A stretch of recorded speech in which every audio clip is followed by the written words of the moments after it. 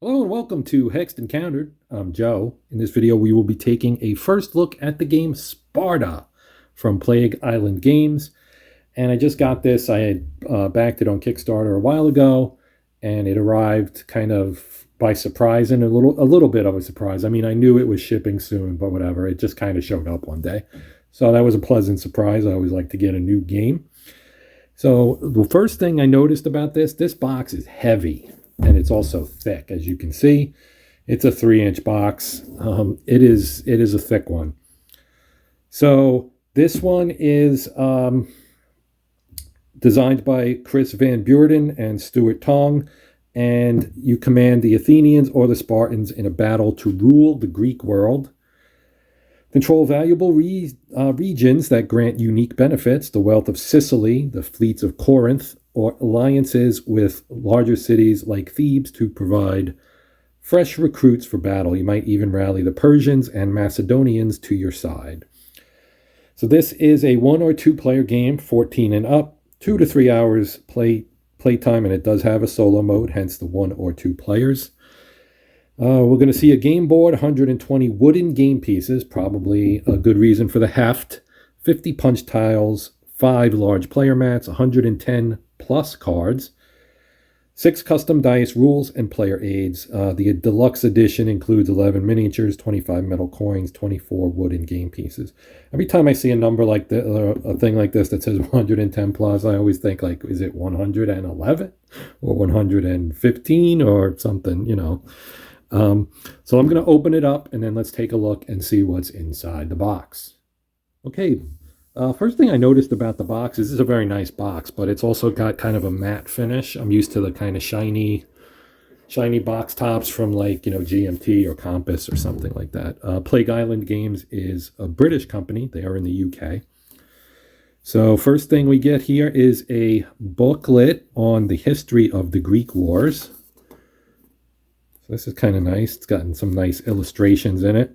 So if you're not familiar with, you know, the era of this particular game, then this would be a good place to find out about it. As my dog starts to make a nest behind me, so if you hear that noise, that's what that is. He's looking for a place to lay down. So we got our rule book right here. It looks like it is 32 pages. That includes the index. And so it's got its contents, introduction, components.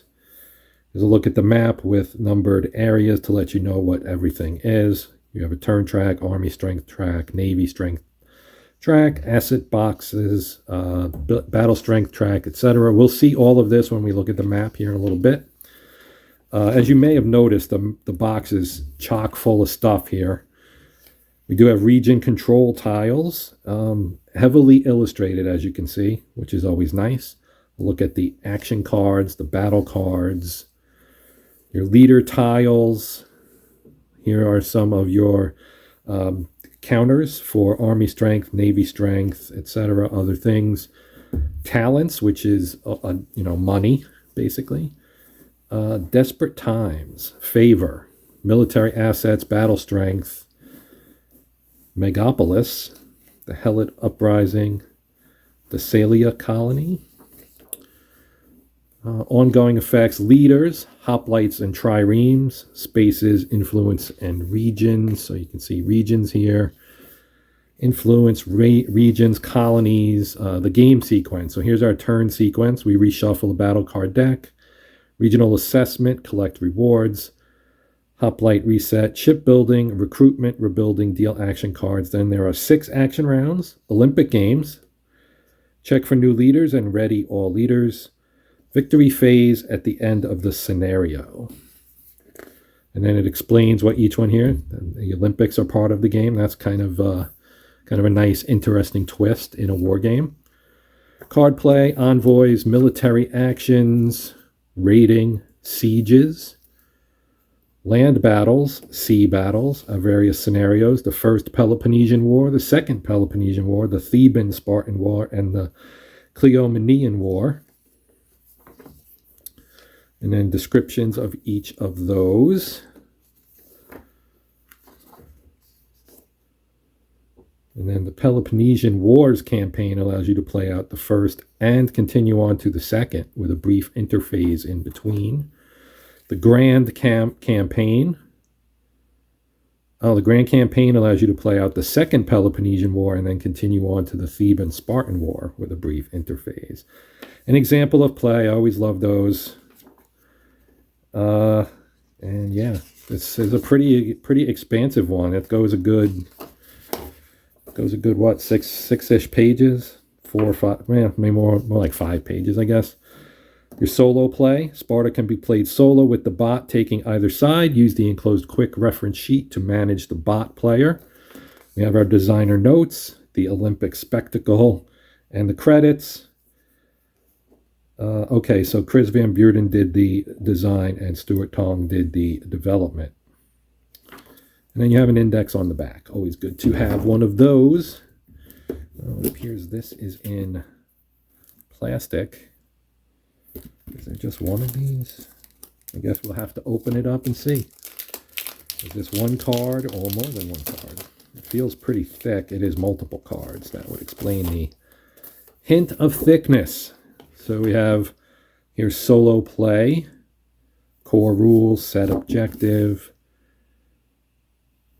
All right, so that's solo play, turn sequence, action round, the core rules, military matters, turn sequence, action round sequence. So these are identical. These are identical. So these would be for the 2-player game, obviously. Then we have some counters here. We do have the talents and some unit counters, I think, or these may be. I haven't dove into the rule book yet, so I'm not completely sure. I don't want to mislead anybody on what that particular thing is. Here is the map. So let's put that to the side for a moment.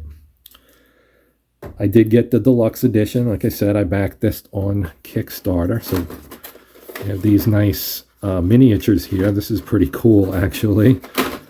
So let's pull one of these guys out and take a look at it, if I can get it in. There we go. So here is a look at one of the miniatures. It's pretty nice. It's plastic, but it is pretty cool. I'll never get it back in there, right? Yeah, there we go. All right. And under here, we have the Olympic Spectacle optional module. And then your armies. I guess this is Army and Fleet tracks for Athens and Sparta, the Achaean League, and Thebes. And then we've got our wooden bits in here. These are familiar to anyone who's played a coin game, among other things. We've got some cool dice here with various faces that have symbols on them. I'm assuming the blue is Athens because that's the Athenian owl. Maybe the red is Sparta. That's kind of interesting. That's an empty bag. And we've got some wooden circles here in a silica bag. Okay, extra baggies. We've got more. These are nice. So these I would guess are the wooden versions of these here. They look pretty much identical. There's Crete and Crete, right? That seems a good bet. And then some wooden discs. Again, very familiar if you've played like coin games. Same kind of thing.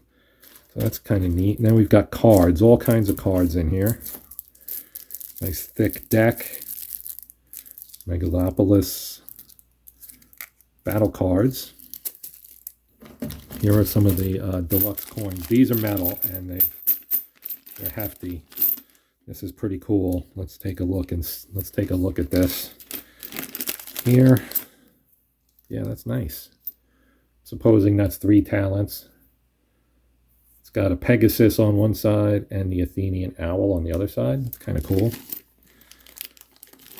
That is kind of cool. All kinds of cool little bits in here. Then we've got these guys, which are, I guess, these are leaders, perhaps. Huh, that's kind of interesting. I'm going to spew those all over the place if I take them all out at once, so I'm not going to do that. So you may have to wait for the gameplay video. Yeah, here, this is a named leader. Ptolemades, I guess. When spent after leading a trireme, you may spend 2 talents to mobilize the Navarch with a trireme if ready. Okay, so they're like the same.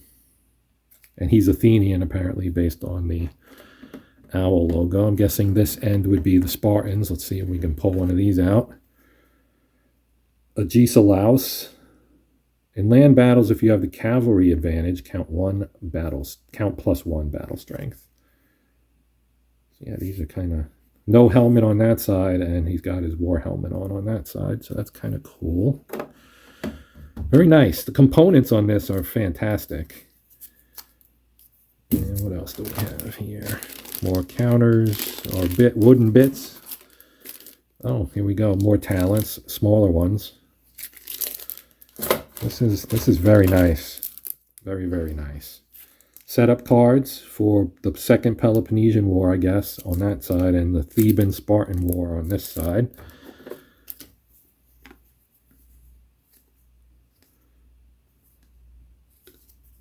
These are very cool. I'm not going to lie, I'm really impressed by the contents of this game. They are very, very nice. I guess it's kind of Euro game-ish, perhaps, but I'm betting this is a fun game to play. So I won't go into the cards. I'll save that for the playthrough. See if I can pack all this back in without making a total wreck of it. And that was there. And I think that's good. So let's look at the map. And hope that it'll fit out on the table. Which it will, but I'm going to have to probably move my camera around rather than just try to zoom out so you can see the whole thing in one shot. I typically don't like to do that. So here is our map. And this is the upper left corner, obviously. So you have places for both sides to place their elites, skirmishers, and cavalry. We've got areas, as you can see. And then the cities, right? So here's Sparta, Sparta down here. That accent gets me every time. And here's Athens, of course. And you've got Persia, which is all the way over here. You've got various tracks at the top for the turn tracks of the various fights, I suppose. Down here at the bottom, we've got army strength, navy strength. You can see Sicily is over here. Fleets along the bottom. Crete, of course, is right here. And then you've got battle strength track kind of here in the corner. And then, of course, you got the Ionian coast. So very nice map. It's fairly large and lays out flat. I mean, this is flat. I don't need to push down on it. It unfolded very nicely. It's nice and flat. There's a little bow maybe right here, but this is amongst the flattest maps I've had when I pull them out of a box and lay them out. That, you know, it's not, I don't feel like I have to try to bend it a little bit to try and get it to lay flat or put something on it to weigh it down to flatten it out. This laid out pretty nicely right away. So I gotta say, I kind of backed this one somewhat on a whim. I do like the classical world and things set in the classical world, although you probably wouldn't realize it because I haven't done a lot of content on that type of stuff. But I'm definitely interested in this, and I'm very glad that I backed it. This looks fantastic, and I cannot wait to play it. So you can expect a gameplay video on this, and I know I say that for everything. The main issue is I have to learn the rules and play it, and then I shoot it for video and so on and so forth. So all of that stuff takes time, unfortunately. And time is something that not everybody has a lot of. So, and that includes me, unfortunately, right now at least. So, having said all that and digressed, which I tend to do quite often, as you know, I'm going to say that we're done. And that will do it for this video. and I hope you enjoyed it. Please feel free to comment, ask questions, etc. As always, I appreciate that stuff, and I will reply to the best of my ability as soon as I can. Also, please consider liking, sharing, and or subscribing if you did enjoy the video. But even if not, I hope you'll come back and check out something else down the road. That will do it for now. So I'm Joe. This is the Hexed Encounter channel. And as always, until next time, I wish you all happy gaming.